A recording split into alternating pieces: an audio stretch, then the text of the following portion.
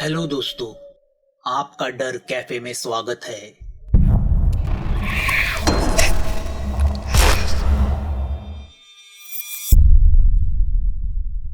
जब टिल्लू और Mannu Hillview hotel जा रहे थे, ठीक उसी वक्त पुष्कर गाड़ी से कतोला अपने घर की तरफ जा रहा था।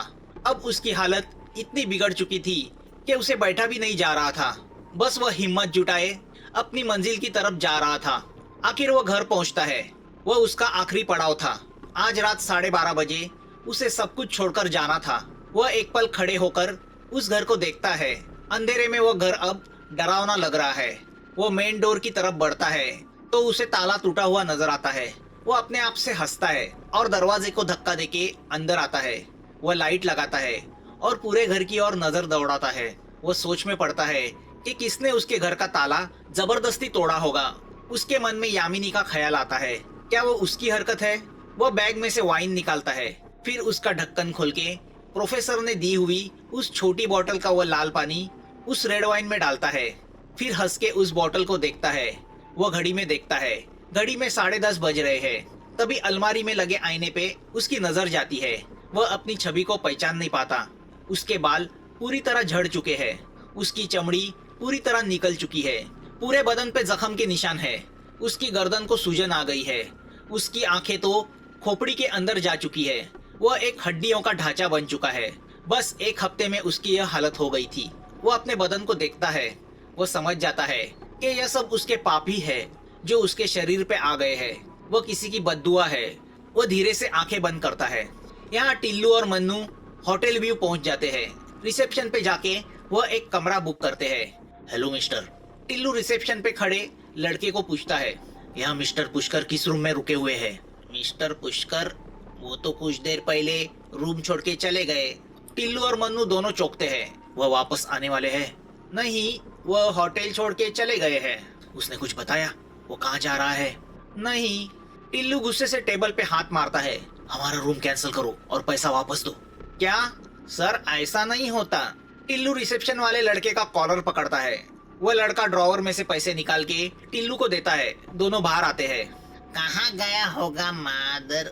मन्नू गुस्से से पूछता है। शायद उसके घर गया होगा। तो फिर चलो वहाँ जाके देखते हैं। टिल्लू घड़ी में देखता है। घड़ी में 11 बज रहे हैं। टिल्लू स्कूटर को स्टार्ट मारता है और दोनों कतोला की ओर चल पड़ते हैं। पुष्कर दीवार पे टंगी घड़ी को देख रहा होता है कि उसके पीछे का दरवाजा खुलता है। दरवाजे पे यामिनी होती है। अंदर आते ही यामिनी 6711 परफ्यूम की हल्की सी खुशबू महसूस करती है जो उसकी पसंदीदा है। पुष्कर एक गहरी सांस लेता है। ऐसा लगता है एक सदी बीत जाएगी तुम्हारा इंतजार करते करते। पुष्कर बिना मुड़े दीवार पे लगी घड़ी में देख के बोलता है। मैं भी बेताब थी तुमसे मिलने के लिए। यामिनी धीमी आवाज में बोलती है। पुष्कर आहिस्ता से पीछे मुड़ता है। उसने हुडी पहनी हुई है। अंधेरे की वजह से उसका चेहरा नहीं दिख रहा। वह दरवाजे में खड़ी यामिनी को देखता है। उसने पुष्कर ने दी हुई येलो कलर की साड़ी पहनी है। वह साड़ी में बहुत खूबसूरत लग रही है। वह एकटक उसे देखता है और बोलता है, तुम्हारा यही रूप देखने के लिए मैं तरस गया था। मैं भी। यामिनी उसे बोलती है।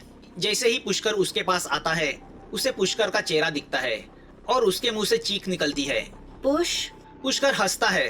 अपने अपने पाप है, किसी का श्राप लग गया। तुम्हें यह अचानक? तुमने डॉक्टर को दिखाया?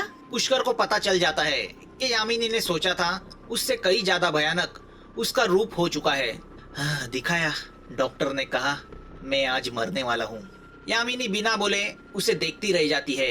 यह सच था कि उसने भी नहीं सोचा था कि पुष्कर की हालत इतनी खराब होगी। पुष्कर कुर्सी का सहारा लेके कैसे वैसे खड़ा है। वह 90 साल का बूढ़ा लग रहा है। पुष्कर उसको देखते हुए बोलता है, सोचा मरने के पहले उससे मिलूं जिसको दिल से प्यार किया, उसे एक पल देखूं। तुम आ गई और क्या चाहिए? थैंक्स।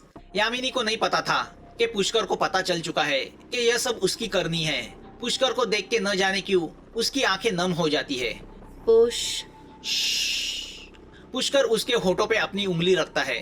कुछ ना कहो, कुछ भी ना कहो। क्या कहना है, क्या सुनना है, तुमको पता है, मुझको पता है। पुष्कर उसकी आंखों में देखता है। यामिनी के आंखों से आंसू बहने लगते हैं। क्या इत्तेफाक है, 12 बजे के बाद तुम्हारा बर्थडे है। So let's celebrate. Pushkar table की ओर इशारा करता है। यामिनी वहाँ देखती है। टेबल पे एक बड़ा सा केक रखा हुआ है। पुष्कर यामिनी का हाथ पकड़ के उसे टेबल के पास लेके आता है।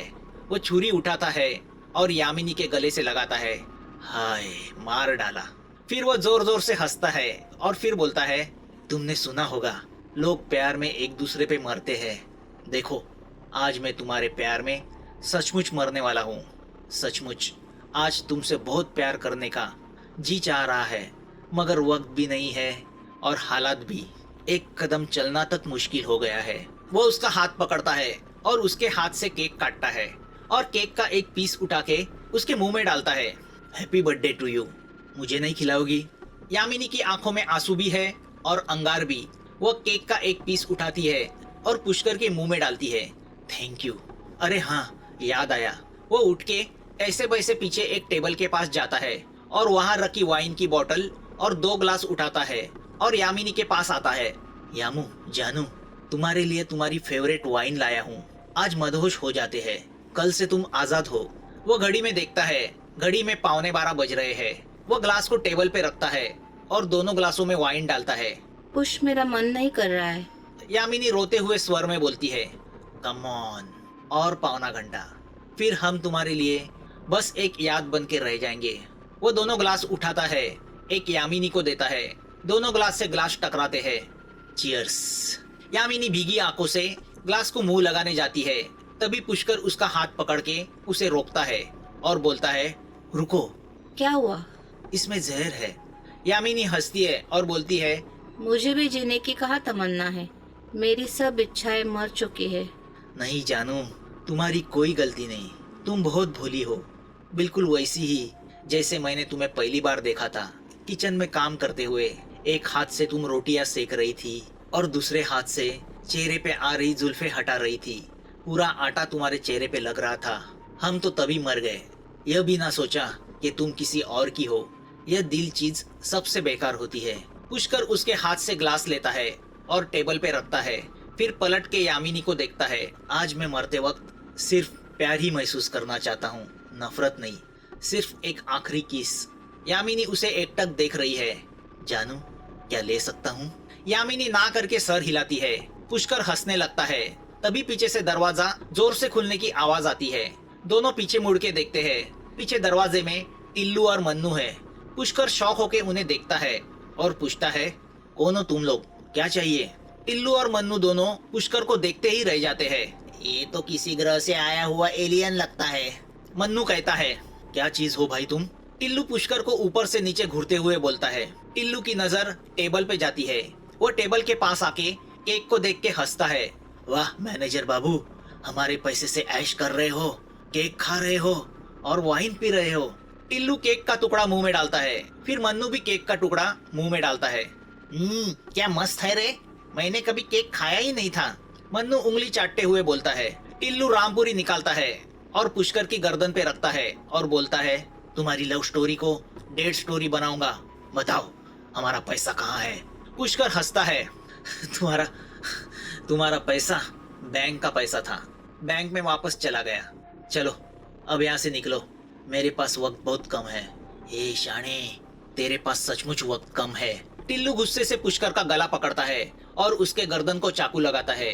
तभी पुष्कर उसे हंसते हुए बोलता है, रिलैक्स मैन, पहले सेलिब्रेट करते हैं, फिर तुम्हें जो चाहिए वो तुम्हें मैं दे दूंगा। Let's cheers. टिल्लू टेबल पे से वाइन उठाता है और एक घुट में ग्लास खाली करता है। बहुत अच्छी है। उसकी बातें सुनकर मन्नू दूसरा ग्लास उठाता है और पीता है। सचमुच ऐसी चीज तो हमने अपनी जिंदगी में कभी नहीं पी थी। वो दोनों फिर से 2 ग्लास भरते हैं और दोनों ग्लास गटक जाते हैं। फिर डिश में रखा चीज खाते हैं। अब बता, वो 4 करोड़ कहाँ है जो तुमने कल्लू यानी काली के अकाउंट से लंपास किए हैं? टिल्लू पुष्कर को गुस्से से देखते हुए पूछता है। रुको यार, ऐसी भी क्या जल्दी है? 12 बजने में अभी सिर्फ 2 मिनट बाकी है। मैं चिकन पहाड़ी लाया हूँ, वह खाते हैं, थोड़ा एंजॉय करते हैं, फिर तुम्हें तुम्हारे दोस्त के पास ही जाना है। क्या? टिल्लू गुस्से से पूछता है। मेरा मतलब है फिर तुम्हें तुम्हारे पैसे मिल जाएंगे। पुष्कर सोफे पे बैठ जाता है। Come on Yamu, have a seat. Yamini घबराई नजरों से टिल्लू को देखती है। मन्नू यामिनी को ऊपर से नीचे देखता है। लगता है एंजॉय करना ही पड़ेगा। वो वाइन की बोतल मुंह को लगाता है, फिर वही बोतल टिल्लू को देता है। टिल्लू उसे पूरा खाली करता है, फिर चीज का टुकड़ा उठा के मुंह में डालता है। चल तेरी ख्वाहिश पूरी कर, 12 बजे के बाद अगर पैसे नहीं मिले तो तेरा वक्त खत्म। पुष्कर हंसता है। तभी घड़ी में 12 बजे के घंटे बजते हैं। सब घड़ी को देखने लगते हैं कि अचानक माहौल में जोरों की हवा बहने लगती है। काले बादल छाने लगते हैं। एक तूफान सा माहौल छा जाता है। खिड़कियां जोर जोर से पटकने लगती है। सब लोग आसपास देखने लगते हैं। पुष्कर जोर से हंसने लगता है। मन्नू पुष्कर को देखता है। इसे क्या हुआ, पागल हुआ क्या? टिल्लू भी हैरान होके आसपास देख रहा है। अचानक अंधेरे में से कुछ काली परछाइयां अजीब सी आवाजें करती हुई आती है, जैसे वह काले बादलों से बनी है। टिल्लू और मन्नू उन परछाइयों को देख के डरते हैं। यामिनी भी डर जाती है। वह सब परछाइयां भयानक पिशाचों की तरह दिख रही है। वह सब परछाइयां टिल्लू और मन्नू पे हमला करती है, उनका खून चूस लेती है। टिल्लू और मन्नू चीखने लगते हैं। उनसे छुटकारा पाने के लिए हाथ पैर झाड़ने लगते हैं, मगर उन अमानवीय ताकतों का सामना नहीं कर पाते। तभी जमीन फट जाती है और वह परछाइयां टिल्लू और मन्नू को जमीन के अंदर लेके जाती है। जैसे ही वह अंदर जाती है, जमीन पहले जैसी हो जाती है। यामिनी फटी आंखों से वह नजारा देखती रह जाती है। पुष्कर उससे कहता है, उनकी जगह नरक में ही थी। अब पुष्कर अंदर जाके एक पार्सल लेके आता है और टेबल पे खोलते हुए यामिनी से बोलता है, जी तो चाहता था तुम्हारे हाथ की चिकन पहाड़ी खाऊं, मगर वेल चलो दोनों मिलके खाते हैं। वह यामिनी का हाथ पकड़ के उसे अपने पास बिठाता है। चिकन का एक निवाला लेके यामिनी के मुंह के पास लेके जाता है। यामिनी खाने से इनकार करती है। जानू, इसमें कुछ नहीं है, जो कुछ था उस वाइन में था। मैं समझ सकता हूँ तुम्हें मुझ पे विश्वास नहीं। यामू, आई एम सॉरी। तुम्हारे साथ जो कुछ हुआ उसका मैं जिम्मेदार हूँ। उसकी मुझे सजा मिल रही है, मिलने वाली भी है। वह निवाला यामिनी के मुंह में डालता है। यामिनी रोते हुए खाती है। फिर वह एक निवाला उठाती है और पुष्कर के मुंह में डालती है। वह भी खाता है। दोनों एक दूसरे की आंखों में देख के खाना खत्म करते हैं। तभी अचानक पुष्कर को खून की उल्टी होती है। उसके आंखों के सामने अंधेरा छाने लगता है। घड़ी में 12:30 बज रहे हैं। वह यामिनी का हाथ जोर से पकड़ता है। यामू, जानू, आई एम सॉरी, मुझे माफ कर दो। उसे यामिनी के धुंधले चेहरे से आंसू टपकते दिखाई देते हैं। तभी उसे वह शैतानी साया नजर आता है, वही भयानक लाल आंखों वाला, नुकीले दांतों वाला, नुकीले नाखूनों वाला। पुष्कर अपनी नजर यामिनी पे ही रखे हुए है कि वह साया उसके पास आता है और अपने नुकीले नाखूनों से देखते देखते पुष्कर का सीना फाड़ता है। पुष्कर जोर से चीखता है। वह साया पुष्कर का दिल बाहर निकालता है। पुष्कर की आंखें धीरे धीरे बंद होती है। वह यामिनी की खूबसूरती अपने आंखों में समाता है और अपनी आंखें बंद करता है। वह साया पुष्कर की आत्मा को लेके जमीन के अंदर चला जाता है। यामिनी सहमी सी पुष्कर को देखती रह जाती है। पुष्कर की बेजान लाश उसके सामने पड़ी हुई होती है। अभी भी पुष्कर ने उसका हाथ पकड़ा हुआ है। यामिनी पुष्कर के हाथों से अपना हाथ छुड़ाती है। तभी पुष्कर के उस हाथ से एक चाबी नीचे गिरती है। यामिनी वो चाबी उठाती है। उस पर प्रगति बैंक के लॉकर नंबर 7 की कीचेन लगी है। यामिनी पुष्कर को देखती है। उसका बदला, उसका प्रतिशोध पूरा हुआ था। जैसा वो चाहती थी वैसा ही। दूसरे दिन सुबह यामिनी जल्दी बैंक आती है और लॉकर सेक्शन में जाके लॉकर नंबर 7 खोलती है। लॉकर में एक बड़ा बैग होता है जो नोटों की गड्डियों से खचाखच भरा हुआ है। वो पूरे 4 करोड़ 6 लाख होते हैं। वो पैसे देख के यामिनी के चेहरे पे मुस्कुराहट आ जाती है। वो लॉकर बंद करके अपने डेस्क पे जाके अपना काम शुरू करती है। वो फैसला करती है कि कल वो इस मनहूस नौकरी से इस्तीफा देगी। वह अपने हाथ में रखी लॉकर की चाबी को देख के मुस्कुराती है। दोस्तों, यह कहानी यहीं पे खत्म होती है। फिर मिलते हैं एक नए डर के साथ। Bye, take care and thanks.